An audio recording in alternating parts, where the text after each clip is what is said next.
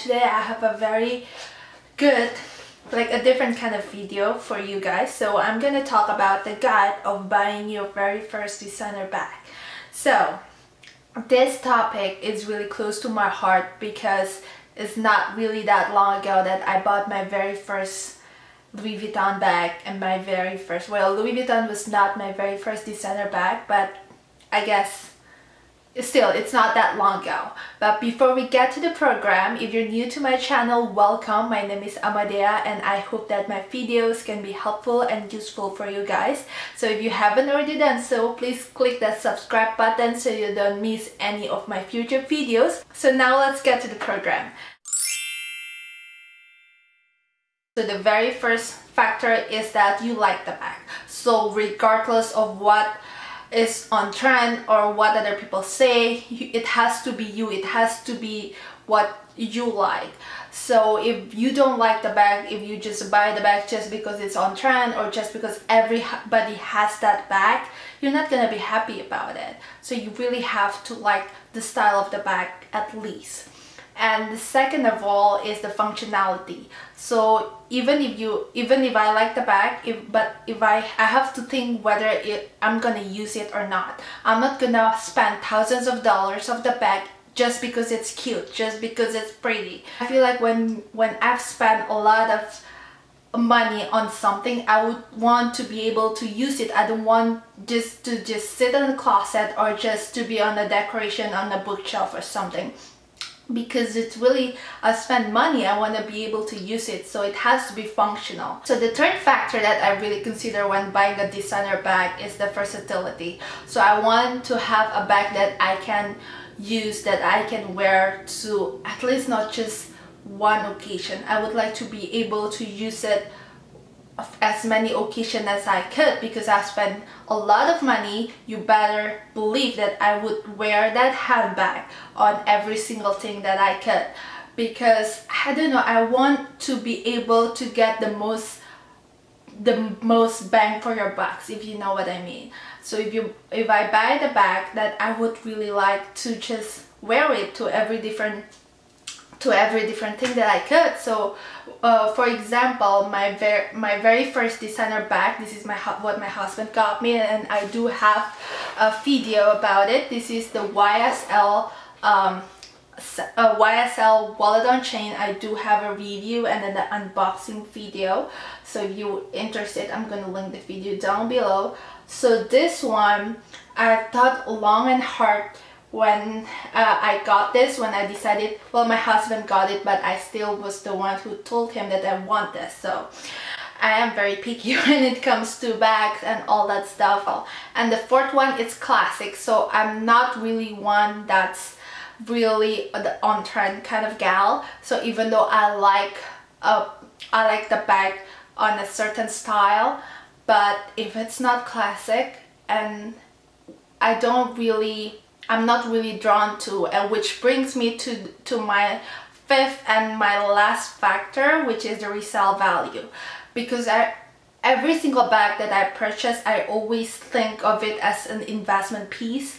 And again, you have to like the bag. I don't really just buy the bag because of it's an investment. I do like every single bag that I own, but I always think the resale value. I am an accountant, so that I can't help it. I do really think about things economically, and I don't know, that's just me as a type of person. But again, every person is different. This is just my own opinion, my 1% thoughts of opinion. So I do think about the resale value, and the classic style tend to hold its resale value.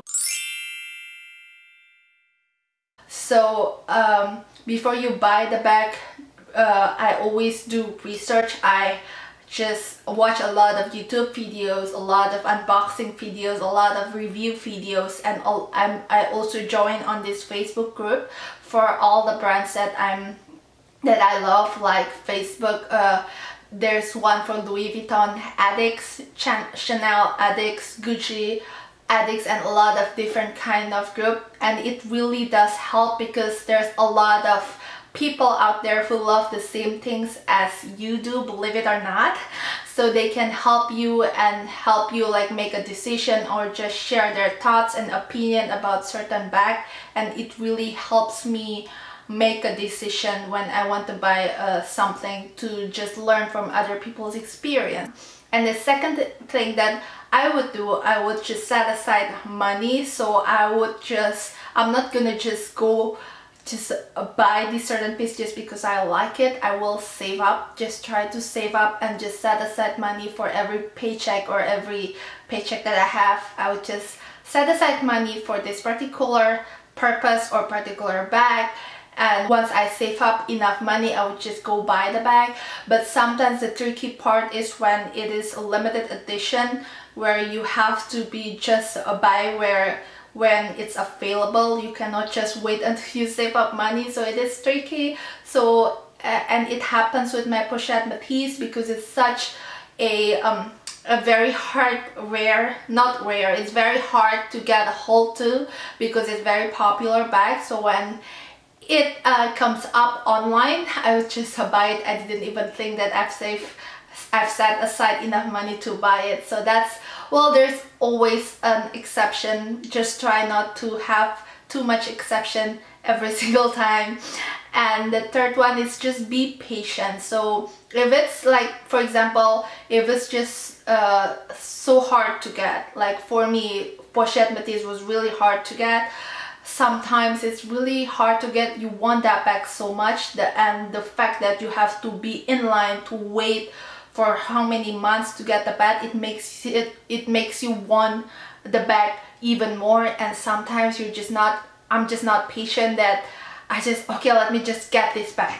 But don't just settle. If you really love the bag, you just have to be patient to get the bag, because even though you decide to get something else because you're impatient, at the end you still want that bag, and at the end you're just gonna spend more money because you've bought this bag and you still want that other bag, and you just end up having two bags, which is not a problem if you have enough money. So I don't know, I hope I make sense. So, and then if it's too much money, if you don't want to spend too much, consider buying pre-loved. There's a lot of pre-loved website out there, and you just have to, again, do research. You have to know what you're looking for. You have to know how to identify the fake ones and the real ones, and the Facebook groups of all these specific brands really help, because you can also buy and sell from those Facebook groups. It really helps, and other people also sometimes help you and tell you if the bag is fake, if you just post pictures of the bag that you want to buy from the pre-loved market. So it really just help you learn from each other. So again, buying pre-loved is not a no-no. It's actually, a lot of my bag collection is actually pre-loved, because I feel like I don't have to spend the full retail value of each bag, but I still get to enjoy the bag.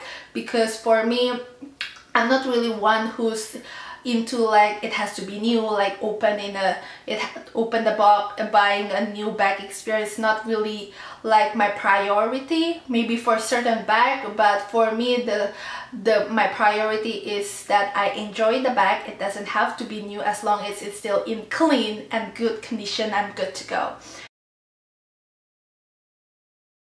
The next thing that I'm gonna talk about is example of the bags that just classic, and I don't think they will ever go out of style, because they've been in the fashion industry for so many years, and they have been a favorite by a lot of people for those years, and still a favorite by a lot of people. So I don't think they will ever go out of style, and that's considered a classic.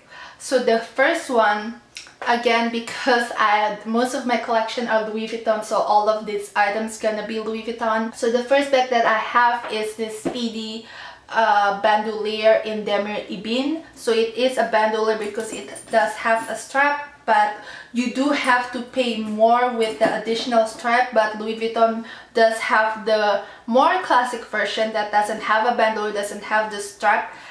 This strap on the side, it doesn't come with the strap, it's just top handle like this, which is the classic version. I got this one in bandolier version because I feel like, again, it adds to the versatility, which is I'm all about it. I feel like I love it. It goes with every outfit, and I don't know, it is one of my favorite bag.